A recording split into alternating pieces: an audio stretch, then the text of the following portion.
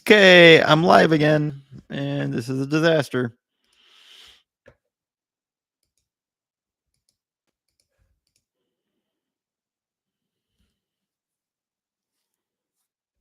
I wonder if that works.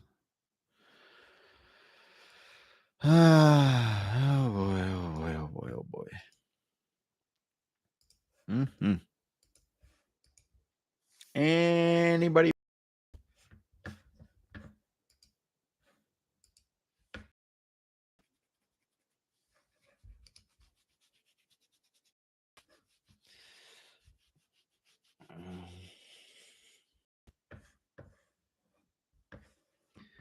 Why can't you just edit the stream and fix the mic?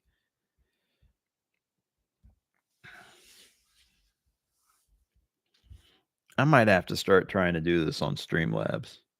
All right. Another conversation for myself. Sorry. Again, jump in the chat. Sorry guys. I know this has been a complete disaster. Believe me, I know.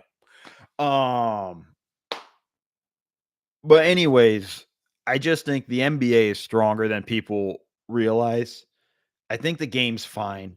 I don't think they need the stuff I want to see. Here's the things. If I was commissioner, here are the things I would change. And I'll end up talking about this later down the road. But the number one thing I would start with, listen, I would cut the season down to 72 games. That's not going to happen. Never going to happen. We're probably going to get more games than less over time. Just be ready for that. With that, I would cut the season down. That's my deal. I think you can do that. Keep the same number of national TV games and all of that stuff up, and still keep the TV rights deal at about $77 billion, and have a better rested players on the floor and all that stuff. And I think it would cut down on load management. It will never fully eliminate load management. It's not ever going to happen. Kawhi Leonard's are going to exist. But I think no back to backs makes a big difference for a lot of teams where guys would end up playing a little more often. Um, the other thing I would fix is I would let the refs. I want less free throws, so I would cut down on the number of fouls. We started to see that in February, right when the referee turn kind of happened. We started to see how that sort of slowly sort of changed, and we got a lot of fun stuff out of that. We're getting great games. We're gonna talk Boston. If I don't mess up my mic, um, we're gonna talk Boston OKC here in a minute, and hopefully the video won't get killed and kill the stream. And by the way, when I start that, if it kills the stream, we're done for the day. I'm out. I got nothing left. Um, with all that, I was supposed to be done and doing other stuff now. And watching other games. But I think we got to give the refs a little more freedom. I don't want foul baiting. I want them to call more offensive fouls when guys jump into a guy. There's a difference jumping into a guy and creating space, because that's what you're supposed to do with shot blockers. And there's a difference of just trying to jump into the guy and get your shot up and throw your hands up. Like, I think that's one of those things I would like to see the officials do differently. I'd like to see it officiated a bit differently. Get rid of this gather step. It's 2 steps. I'm tired of gather and then 2 steps and all, like, too much. Makes it too difficult for the defense at this point, right? 2 steps. Cut down on palming. Like, I'd honestly, like, they'll adjust, but we're letting these guys palm the ball way too much. The players will adjust. They will get better at that stuff. They are too talented not to. I think those are the things I would like to watch them do. I would think the officiating would be better. I think that's an area where the game gets a little more interesting. Defenses have a little bit of a better chance against offense. Because here's the thing, this is the stuff that I don't think people really want to sort of talk about. Offenses is not just that the offenses are so good, the players are so damn good. So when the floor is stretched out as much as it is, and I'm not a believer of getting rid of the corner three. I think that's an asinine idea. It's just as dumb as let's put a limit on 3-pointers teams could take, all that stuff. I just think we need to give defense a little bit more of a chance to defend. in that area, in the space and play stuff. And I think some of it too is if we cut down on the carries, it makes it harder for the dribble penetrations, right? I'm not calling for the old era hand checks where they basically just put their arm on the guy and rode him the whole way. I think there's just ways we can kind of clean up the game officiating wise, and all of a suddenly, boom, it's a better product. Um, I'm not worried about the number of threes. Yes, done. Boston wants to shoot above 50 threes a game. Do you know why? Because and they didn't do it so much in the game. They're elite at it in terms of they get a lot of they make enough and they defend well enough that it makes up for when they don't make enough, except for yesterday's game, which we'll talk about here. There are things that they can do differently and things like that. And there are things I wish Boston would do better and differently in that sense. But there's not a lot of teams that can shoot 50 something threes, shoot 36, 37% from three, and think they're going to win games because their defense isn't good enough, right? Like there's just so much that goes to it. And again, Boston is not, yes, they have dribble pull up threes. They have guys that do that. Drew Holiday shot selection sometimes makes me question what's going on. I think it's just that they get a lot of dribble penetration and it leads to kickouts. They tried in yesterday's game, they posted up a ton. They said, "Hey, we're bigger than these. Our wings are bigger than their wings. Let's go to work." Anytime Jaylen Brown had Shea on him, he took him to the post. It was all of those opportunities and things like that. There's a lot of stuff there that we need to kind of talk about and show more often. And I hope to be doing a whole lot more in 2025. Um so let's get to just real quickly. We know Jimmy Butler demanded a trade. We know the whole thing. I think it was dumb for the Heat to suspend him 7 games. I thought that was a mistake. I'm actually with the I just think um the what they should have done is like, hey man, then go away till we find a trade for you. Right? This was coming. They didn't come to an agreement on the contract extension. Jimmy wants a ton of money. They don't want to pay him.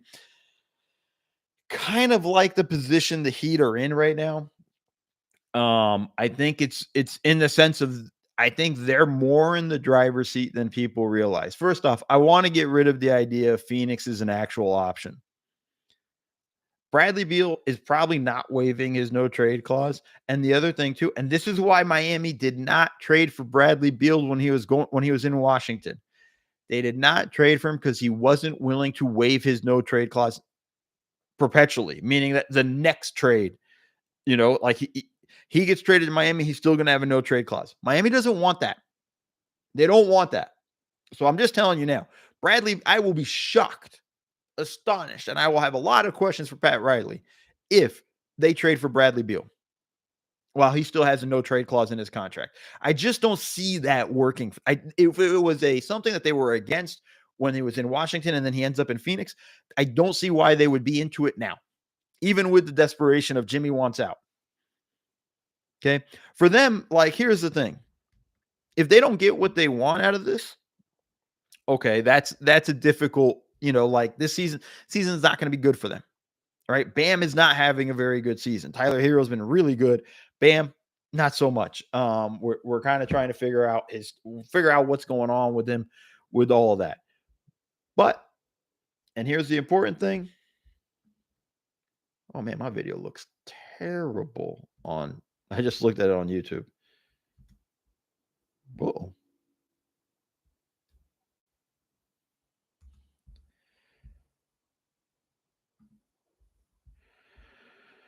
Oh yeah. Oh, okay. It's a little bit better there. All right. Bam is not gonna be going. I mean, Bam's just struggling with where he's at and all those things. But what we're saying, like, I just don't see Jimmy ending up there. I think there's a couple places that Jimmy could be interesting in. Shout out to Sam Vecini at The Athletic. He wrote a nice article where he kind of listed out a few places. I think Golden State's interesting. With that, I think that's very interesting stuff. And everything's a 3-team trade. Like, let's just be clear. And that's part of the genius of them trading for Dennis Schroeder was a piece that they still have the ability to put him in trades with other people. right? Like the cap minutia and stuff like that.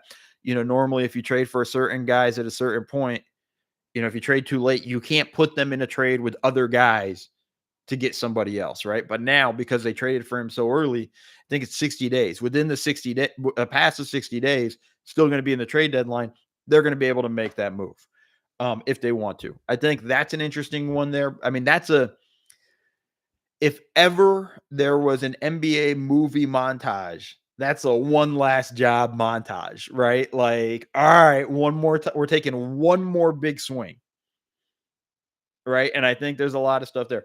For the Heat, for them, it's got to be getting draft picks, a lot of draft assets over the next several years, not like one or two. It's swaps, things like that. You don't want picks that are going to be, 30, 28, 25. You want to pick higher in the draft, obviously, than lower. So I think that's going to be an interesting one there. I think an interesting landing spot that Sam lighted up that was like, oh, it's actually pretty interesting was Memphis.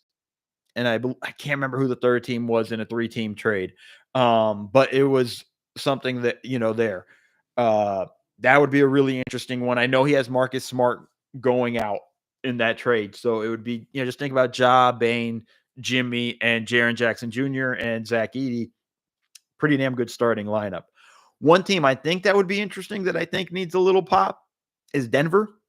I just don't know if they're going to be willing to pay Jimmy and if we're going to be in the same situation next year when it comes to the contract situation.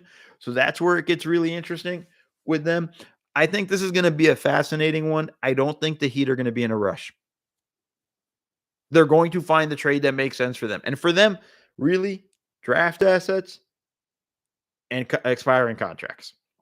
That really should be their focus. Draft assets, expiring contracts. Let's clear cap space.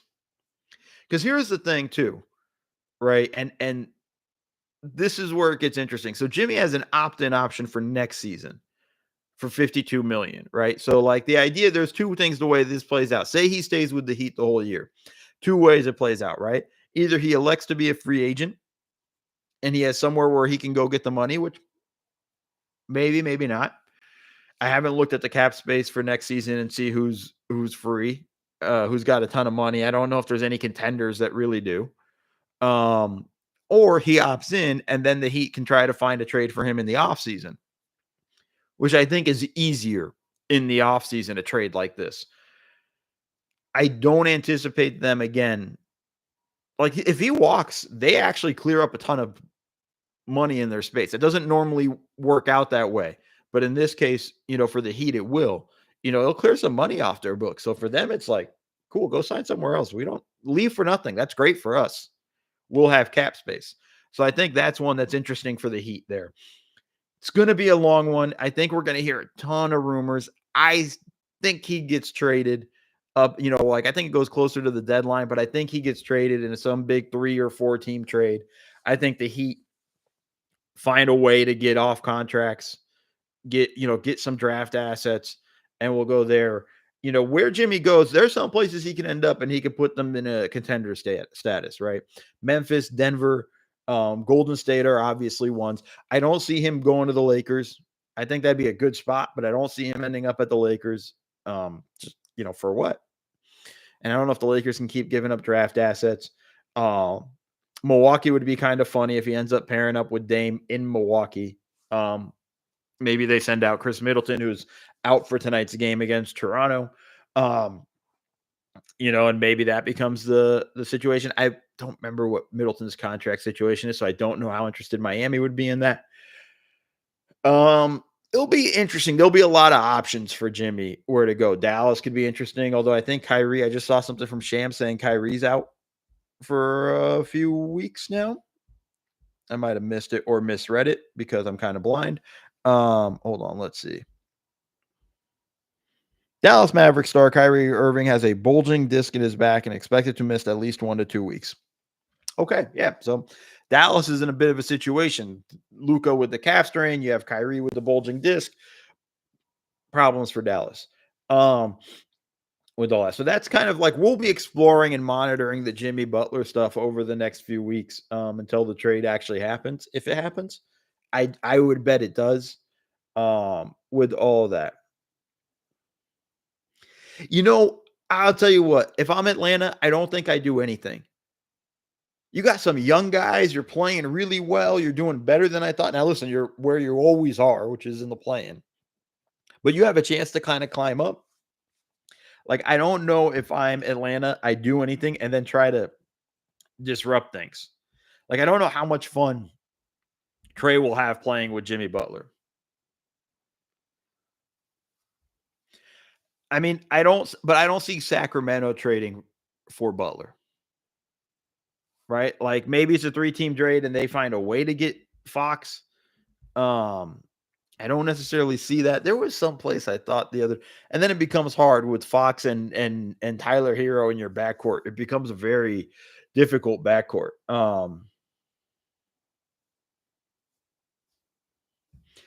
What's Jimmy's level at this current age? I mean, one motivated, he's still a hell of a player. I just think he's kind of lost his motivation.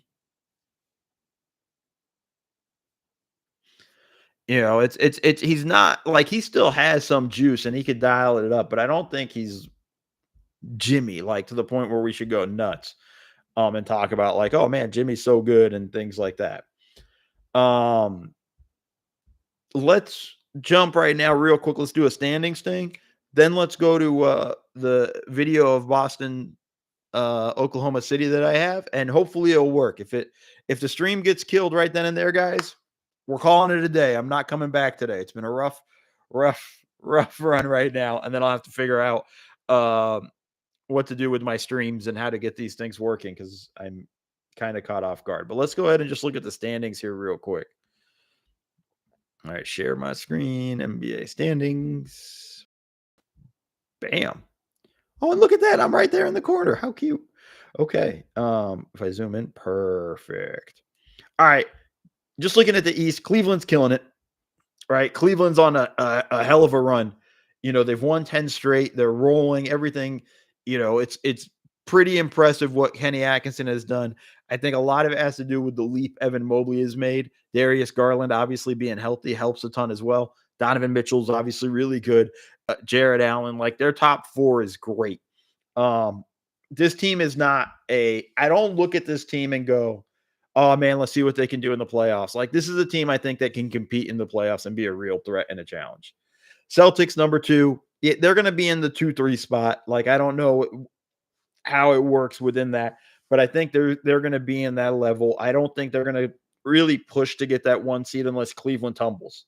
Right? Like if Cleveland has one of those seasons where they really fall off a ton, you know, like they just have 2 months of incredibly bad basketball, then Boston can get back in the race. But 5.5, 6 games back, I don't see them really pushing themselves at this point to do it. For Boston, you just want to be healthy by the time you get to the playoffs. The Knicks, I think they can make a real push for Boston to get that 2 seed. 2 games back, you know, listen, they lost a real tough one against Oklahoma City. I still think, you know, I was on a Twitter space with Zach Harper and Alexis Morgan, and we were talking like, if the Knicks lose, can we still consider them a contender or whatnot?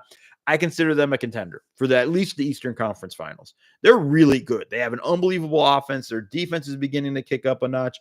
They'll get a little bit deeper when they get Mitchell Robinson back, assuming he could stay healthy the rest of the year. They're pretty damn good with the way they're set up. I don't know if I wouldn't count them out in that regard. Man, the pesky Magic, Paolo Banchero is out. Franz Wagner goes completely off. Franz is out. Then it's Suggs. And now you have the situation with Suggs in his back. I haven't heard anything besides that video. Let's see what happens if it's something that's really worrisome. The Bucks, look, they started to make a run. They're back out of the play-in tournament. They're 17-16. They're looking a little bit better, but their perimeter defense is always going to be a problem. I think that's something they got to figure out. If they're actually going to be any good, that has to be corrected in some way, shape, or form. And maybe it's with Jimmy.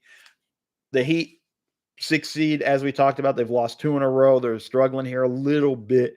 We'll have to figure out what they do with Jimmy because that's just going to kind of change things. If the Heat drop out, the Hawks are right there. 500 basketball right now. They're rolling. The Pacers, after a slow start, are beginning to get themselves going here a little bit.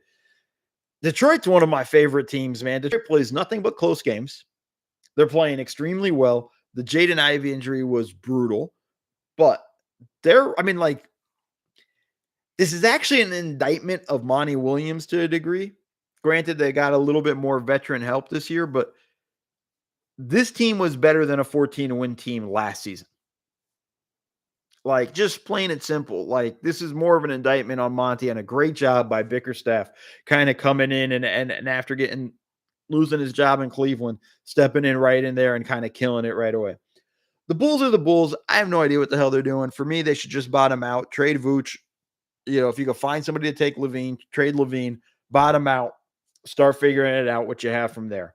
Sixers are climbing. They're beginning to get healthy. Look, as long as they're relatively healthy throughout the season, they should get into the playoffs. I think they'll have to get in through the play-in trip, through the play-in and work their way through, but I think that's going to be an important one for what they do. Brooklyn's been fun. Not taking them seriously. I don't look at them as a playing team. Obviously, Toronto, Charlotte, Washington, bad. And Toronto's got fun young guys. Obviously Scotty Barnes, and all that you have, but Grady Dick is pretty good. I like what we're seeing with some of the. They're just not. I just don't know what their team is. Like, I don't know what the plan is. RJ Barrett, all those guys, like, they have pieces that are like, oh, those are nice pieces. But, like, what's the team? How does this mesh together? It's a whole bunch of ingredients, and it's like, all right, what are we cooking? So I think that's kind of the situation with Toronto. Charlotte, got to get LaMelo healthy and things like that. I kind of like the way the season had started for them. I was excited, and then LaMelo got hurt, and now they've lost 10 straight. The Wizards, I'm going to say what Zach Harper says. They always play weird games. For a while, the only team they could beat was the Atlanta Hawks. But they came up with some big wins. I just can't stand watching Jordan Poole play basketball. He kills me. All right, let's go to the West real quickly, and then let's go to the game. Thunder, clearing away the best team in the West. Really, I think they're right up there in the best in the NBA. They've separated themselves 7 games ahead of everybody. They're going to be the 1 seed. They're kind of in pole position for that. Houston has been really surprising. I wasn't expecting them to be this good defensively. And the thing that I like right there is the number right here, 5.6 in point differential. That's a big number for them. My mouse, there we go. 5.6 right there. That's big for them. They really jumped up. I have a lot of questions for their offense at the end of games. They have to figure out what they're going to do. Again, a Jimmy Butler landing spot, something that people have talked about a lot. I don't know if I take the swing if I'm them. Memphis, look, I was telling everybody from the beginning of the season, Memphis is going to be, I even said they're a chance to be as good as the 2nd seed in the West. They're 3rd right now. They've dropped a couple of games. Ja has not been really healthy the whole way through the season. There's still some stuff to work out. Edey is really good. Zach Edey is really good. This is a team that I think can still finish 2nd in the West. They're right behind Houston. They're in the mix right there. Just got to get Ja healthy. I think there's a lot to like about this team, and we'll be talking about them through the season. Denver is doing a little bit better than I thought they would, because I said it from the beginning. I did not think Denver was going to be a contender this year after trading KCP. I still stand by that. I don't think you can keep squeaking by wins against teams like San Antonio and everybody that I feel like you're a contender. They need to make a move. I think it's with MPJ. I think they need to figure out if they're going to be a team that's going to contend regularly for a championship, then ownership has to accept the fact that we're going to be in the tax from time to time, and we have to pay the bills. And I think that's the important thing with them. I still don't trust them. Jamal Murray still hasn't looked really great. It's so up and down with him. Those are my concerns. Lakers, JJ's done a good job, but my concern with them, man, it's hard being the 5th seed and the negative point differential. And it's not like negative 0.2 or 0.3. It's negative 1.6. Like, by almost, a point and a half is a lot in that sense. Like, you need to be a bit better with what you're doing. I like the Dorian Finney-Smith trade for them. I don't think he fixes everything. I have questions about their playmaking and everything that they can do. I have my hands in my pockets because I'm afraid to hit the microphone. I don't know if that's the automatic fix, but I like it for him. I don't know if he's amazing point of attack defender anymore, but I think it's just another long body with length that can help them, especially in rotation in the weak side and things like that. I wouldn't look at him as a lockdown guy. Dallas, They're tumbling. They've lost 4. Now they're in a situation too with Kyrie, like we talked about with the bulging disc. Could be problems, especially now that the Clippers got Kawhi back. He looked pretty good. It's going to be some time. There's going to be some rest. Let's see what Kawhi looks like in 2 weeks. Hopefully he's playing still in 2 weeks. But let's see what it looks like with him, how that kind of builds and goes. They beat the doors off of Atlanta the other night. San Antonio is my favorite team, man. I want San Antonio to make the playoffs so badly. I just want them to do it. I thought they might be fighting for the 10th seed. Very impressed with the way they've played this season. Wemby is phenomenal. And everybody that's complaining about he's shooting too many threes, man, he's getting good looks. And yeah, there are times I wish his shot selection was a little bit better. There are a couple of threes in that Christmas Day game against New York. There were 2 threes down the stretch that I wish he didn't take. And it was looking to attack and whatnot. But for the most part, I'm okay with what he's doing. And I think they're kind of in a good position with him. I like what Chris brings to the table for them. I like this team. I want them to make the playoffs. I would actually love to see it's probably impossible to get, but a Denver San Antonio playoff series would be a lot of fun. Those 2 teams played great games down the stretch, Friday and Sunday. Friday and Saturday, back-to-back games. Really fun down to the wire games for both squads. Really interesting. Shout out to Mitch Johnson. He's done a phenomenal job coaching this team. I'm hoping to catch them when they come play the Lakers here in person. Golden State, for me, Golden State's season was over the moment they didn't trade for Lauri Markkanen. And I don't know what was the proposal. Knowing Danny Ainge, he was probably asking for the moon with that, so maybe it was untenable. But Steph can't do it all on his own, man. They need second option, and they don't have one. They're right about where I thought they would be. Minnesota is the team that's been most disappointing. And I'm going to say this from the beginning. I hated the trade for Karl Anthony Towns. And people on Twitter are just so dumb telling me that, like, no, we're going to do, there's a deal in place for Randall. I don't see it.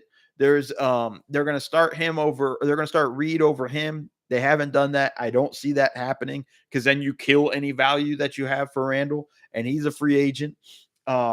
This was a total like, hey, we're trying to dodge the tax type of situation. We don't know what their ownership situation looks like with the arbitration and everything that's going on there between A-Rod, Mark Lazary, and Glenn Taylor. This is a team that went to the conference finals last year. Maybe it was a fluke, maybe it wasn't, but I thought they had a lot of good pieces and understood how they should play together. And I felt like that was a mistake. In terms of them just run it back. I understand there's an idea of like, oh, well, we have to make a decision between Karl Anthony Towns and stuff like that. I just didn't like the trade. I know Dante DiVincenzo is playing much better right now, and he's gotten over the fact that he got traded from the Villanova Knicks, even though he was one of the founding members. Like, yeah, it's over and move on. The fall off was when Melton went down because their defense has dropped off to a degree with that, right? Like the Melton injury really hurts them defensively. I didn't think offense. I still think they would have ran into problems later in the season offensively. Sacramento, they've won 4 straight after firing Mike Brown. I still think the firing was stupid, but nonetheless, they've gotten a little bit of the new coach bounce from Doug Christie. Let's see how it plays out. This team just doesn't make sense to me. Like I was very lukewarm about DeMar DeRozan going to Sacramento. I was like, that's fine, but I didn't think it was a game changer for them. Hasn't proven to be at this point. Phoenix is an unmitigated disaster, about as bad as the streams that I was doing today. So I just think, listen, start out 8-1, and then since then it's been, I'm trying to do math in my head. 7-17. Like that's pretty brutal with where you're at. Beal's been not very good. They're very interested in Jimmy Butler, but this is also new ownership coming in and really trying to make some big swings, and all of them failing is pretty interesting. The only thing I'll say that the ownership has done that I really kind of like, I don't know if you guys have heard what he's done with the concession stands, but he's made it cheaper. It's like a $2 for a hot dog, $1 for whatever the prices are. Like, you get jacked up when you go to games with the prices and everything, and that they've done a pretty good job bringing that stuff down. Portland, hey man, they're frisky. That's all I got. Utah, I mean, they don't want to win games, but they've won 2 in a row. It's pretty bad for them. New Orleans is just sad. I just feel bad for them. I mean, there was a point where I'm pretty sure I was like the backup point guard for them, which not a good idea. Yeah, so that's kind of the rundown of the standings. We will start to figure stuff out and probably do look at the standings a little more often with all of that. All right. I want to get to this Boston OKC game because this is where I thought the game was won and lost yesterday. So bear with me for a minute as I share the screen. And listen, again, if the stream gets cut off, it's because of the copyright issues. I'm not coming back. Been a disaster of a day. Not coming back. If it works and we get all the way through the thing, it's been a win. So we're tipping off now. Let's see what happens. Oh boy. All right. Thunder defense. This is what I got. Okay, we're good. I wish I could hide me. I wish I could put my video elsewhere. So that's my video is going to be in the way. I apologize, folks. So in the first half of this game, the Celtics were just getting to the rim relentlessly. Right then and there, just head down. Tatum drives hard. Brown was awesome. Comes off the pin down, gets it at the elbow, just attacks. Not a lot of force. You're not feeling the Oklahoma City defense, right? Even here, okay, good job. We stopped the drive, swing, pick and roll. I mean, you have a situation where you had, the defense running out, a little more force there. Bucket there for Brown. Here's another one. He doesn't feel the defense on him. Up fake, gets right to the lane. Even with Hartenstein sort of showing the contest, nothing there. White again, just mid-range pull. They're not feeling the defense at all, right? The entire time. The defense is on them. Doesn't matter. Here, wild closeouts, free lane drives for the Celtics, right? They're getting to the rim over and over again. And this was the thing that I found incredible. Points in the paint. 34 for the Celtics in the first half, 20 for the Thunder, plus 14. Celtics were up 10 going into the half. That's huge right there. And then the flip switches in the second half. And this is where it was really impressive, right? Right off the bat, first possession, boom, run him off the line, still down. Immediate help right there with Shea. Shea's in decent position. Help comes, get a stop, move on. Coming off the screen, Hartenstein stymies Brown, stays with him. Defense comes to help, rotate. Listen, Porzingis swings it. They get a look at a three, but the defense was there, got a good contest, get the rebound, and they're pushing. Show help on Tatum's drive. He kicks it out. Swing, run Pritchard off the line. Shea's right there for help. And he's outside the restricted area. That's the key. He's outside the restricted area when he's coming to help. All right, we're going to go to Brown. They're feeling the defense, right? Defense is on him. Cool. Comes off, hits Porzingis. Every time they looked at got something into the paint, there was help. Kick it out. Good closeout on White. Boom. Defense is locking down, right? They're putting the clamps on him. Look at where the pickup point is, right? It's almost just past half court. Like, that's an impressive instance to be at. They're pushing them out, way out, fighting through it. When he gets the ball and to start the offense here, 13 seconds on the shot clock, half the possession is gone. He's already 3 or 4 feet off the three-point line. It's a good position right there to be defensively. Good switch right there. You have Williams on Brown, just playing good defense. Brown's going to dribble the clock out. Help right there. You got to settle for a three right there, and you don't even get you get an okay look, but not a great one. Again, this time, even higher up, Wallace pestering White. This time it's Williams, Kenrich Williams on him. There's too many Williams on this Thunder team. Help, force the defense, force the turnover. Boom. This is the one that Thunder really started to get going. All right, Boston recovers. Short clock, you got to jack up the three. You're in a tough situation right there if you're the Celtics. And then boom, just Wallace attacks. And then he starts to get into the paint and really starts to go at Horford. Here's another one. Ball swings over. Williams goes from help, gets into Brown. Good defense right there. Locks him up. Just good, solid defense right there. Forces the turnover again, and now they're pushing.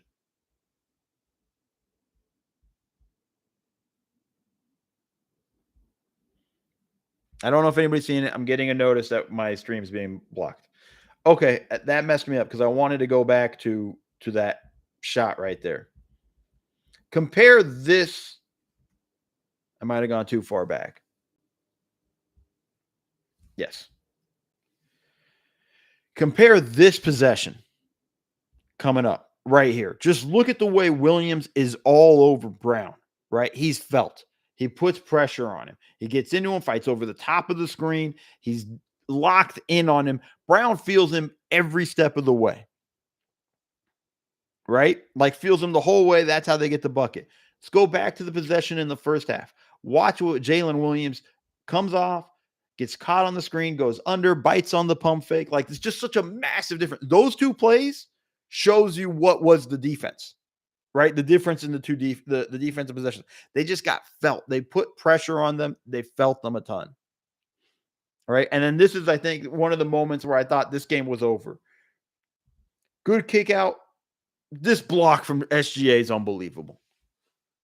Unbelievable. Now they push in transition. Early offense is 5-on-4. Lob, dunk. And one. And then this possession, this was the one that sealed it. Shea locks down Brown, forces him into the turnover. They push in transition. It's a 5-on-3 fast break. Boom, corner three, cash money. And let's just go to the numbers here. In the second half,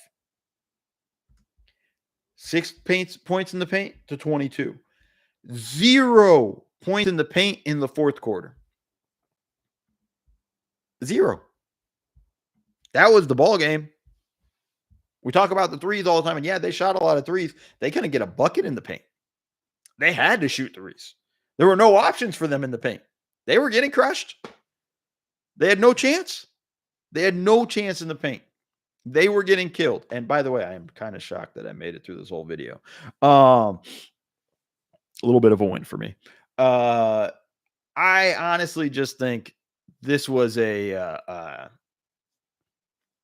statement game from the Thunder. And really the last couple, this has kind of been the way the Thunder have been playing right now. Struggle a little bit in the first half. They did it against Minnesota. They did it against New York and obviously Boston. And then turn it on in the second half. It's very old Warriors like, boom, we're going to turn it on. We're going to go on a big run. We're going to kick your ass. That's exactly kind of what they did in this game. And I think that's the stuff that I find interesting with this Thunder team. It's going to be fascinating how this stuff plays out. For me, if I'm Boston, my main critique for Boston, one, too reliant on threes in general. But I think the other thing is Mazzulla has to run something to get them an easy look in the paint. Right? It was too much of just let it flow. Let's find our stuff. ISO, dribble, penetrate. When your team's struggling like that, when you go like, man, we haven't scored in the paint so easily, run a couple of things. Run a flex action. Just run anything. Run Princeton offense. Run horns. Something. Run a action that gets a screen into a post up or something and gets, Porzingis at the front of the rim. You have the playbook. Use it. I mean, it's just that simple. You have the playbook. Use it. You shouldn't have just 6 points in the second half, points in the paint. Not with the talent you have. And the Thunder defense was phenomenal. But I felt like the offense also kind of let them off the hook with the way they kind of played. And I put that on the coaching. Because, yeah, they're relying on threes, and they got to make their threes, a certain number of threes to win games and so on. But when you're not, you got to run something. Cool. Our flowing into offense isn't working so well. Let's run some stuff. Let's have a package ready to get us a couple of shots in the paint that we should be able to make. So that was pretty interesting. You obviously saw the defensive intensity pick up from Oklahoma City. I'm going to do a short on that, and you'll be able to find that on TikTok and all the other places shortly. But you got to find a way. I mean, if you're Oklahoma City, that's their defense. It's the intensity of it. Somebody was asking me schematically, what did they do? I don't know if they did anything schematically. I felt like they just got into their bodies. They got into it physically. That clip with the two clips of Jaylen Brown says it all, right? Jalen Williams goes underneath the screen, gets caught on the screen, finally recovers, bites on the pump fake, crazy closeout, open lane for Jaylen Brown. Next clip over, Kenrich Williams fights through the screen over the top of it, is connected to Brown's body the whole way through, riding him. As soon as he has the catch, he's right there on him. Because he's there right there on him, he doesn't have to jump and overreact to a pump fake. He's right there. So that's kind of the big difference in that defense in that game. So it's kind of what I got. Folks, I'd like to do questions, but I honestly can't read the print. I'm gonna have to figure out how to fix that. It's just too small. I really can't. I'm gonna be doing this the whole time. Hellboy, what's up? So I'm not gonna do questions. Of course, I've also wasted I've not wasted. I put more time into this today, scrambling than not. With everything, I'm shocked. I'm shocked. My YouTube stream didn't get killed with the stuff. I'm gonna figure it out, Hellboy. We're gonna get we're gonna have to figure out the um the stuff. But honestly, if I can do it here on YouTube as well, if I can multi-stream, I'm gonna do that. I'll be on top of it for a while. We got some fun games today. We got a pretty full look. Oh, I lied to you. I guess the most fun game is Clippers Minnesota, but it's not like the best slate of games. Phoenix Philly can be fun. But Orlando, New York will be interesting only because Orlando's feisty and the Knicks, the Knicks can screw one up. I'll say this. These are the nights where there's like 5 or 6 amazing close games. These are the nights where I'm like, oh crap. Like, geez, like that game's close. I got to go switch to this game. Oh, that game's close. I got to switch to these are the nights where I'm like, a lot going on. Gonna be interesting to see how this stuff plays out. We'll be on top of it. My goal is to stream, Monday through Thursday. If you're new here, please follow me here on YouTube. Follow me on Twitch, on Blue Sky, Twitter, Instagram, TikTok. I'm gonna be trying to do a lot more stuff. I retired the old computer, guys. I put her to pasture. I turned her into Max headphones. But I got a brand new laptop, so I should be able to be doing a lot more stuff once I figure out why the hell I can't stream on Twitch. Anyways, just one question, Mo. Who's better, OG or Wiggins? I'm gonna say Wiggins only because of availability. This year, Wiggins has been much better because he's back to being Wiggins. OG, I'm just if OG is healthy, it's always going to be OG. I like OG, but it's tough in that instance with, just like he misses so many damn games. But that's where we're at. Thank you guys for coming. Sorry for all the disasters and starts and restarts and all of that craziness. I'll get it going. I'll get us better and get us in a situation where we're going to be able to do a whole lot more fun stuff. All right, everybody. This is just a start.